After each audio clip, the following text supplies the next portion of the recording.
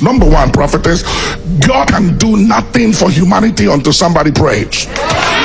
It is illegal and it is unlawful for God to act among humanity without intercession. Now the reason is because he gave the earth to man, and man through high treason gave it to Satan. So Satan, 2 Corinthians 4:4, is the God of this world. That explains all the mess going on. That's why you have atheists, people who don't believe in God. And the reason why they don't believe in God, they are sick and tired of hearing just God is a good God, God is a good God, and hearing all this good preaching and see people dying of cancer, seeing young women, young men dying, leaving their kids without being cared for, and then they keep on hearing the same preacher saying God is good and God is a good God. Atheists are not going to get saved because we preach good and we witness. You don't witness to atheists. They must see power. When they see power, that settles the controversy. This is the day of Elijah and the day of Mount Carmel. It's let the God that answer by fire be God, or let's forget this then. Because if we can't demonstrate, you see, a good lawyer, prophetess, that not win his case in court because he's good with the law and because he's articulate. But a good lawyer wins his case by backing his argument with evidence. Now the gospel must have evidence, and the evidence of the gospel is signs, wonders, and miracles. The Bible said, and Jesus taught, and Jesus preached, and Jesus healed the sick, and Jesus cast out devils. If we preach and teach and we don't heal and we don't cast out devil, that is not a full gospel. We are joking. If we are going to have true conversion and people coming to God, we need the power of God to come back to the church. And the gospel is not principle, prophetess. The gospel is not doctrines. Doctrines and principles is for the church, but the gospel is for the world.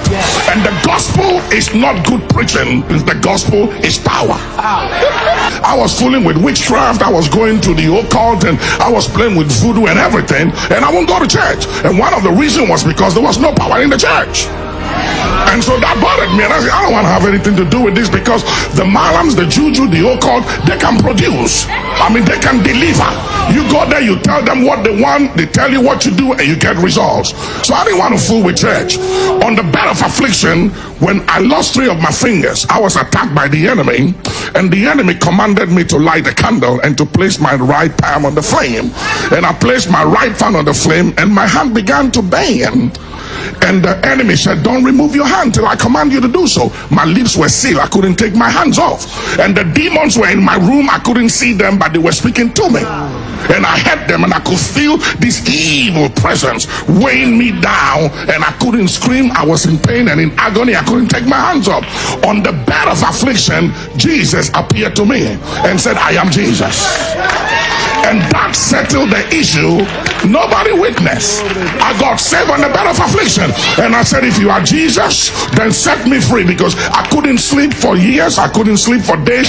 The enemy wanted me. He was out to kill me. And he said, I will set you free under one condition, that you will preach and witness of my power to the nations. And I said, it's a deal. From that night, I was set free from nightmare, from all those demon spirits that came after my life. They couldn't touch me anymore. From that night, I got saved. Years after, I said, forget it. I wanted to give it all up, and the demons came back again. And Jesus appeared to me and said, we made a deal. You said you serve me. As long as you keep to your side of the bargain, they leave you alone. So I said, okay, you win. You got to understand, folks, it is impossible and it is illegal for God to do anything for nations, for communities, for churches, for humanity until somebody prays.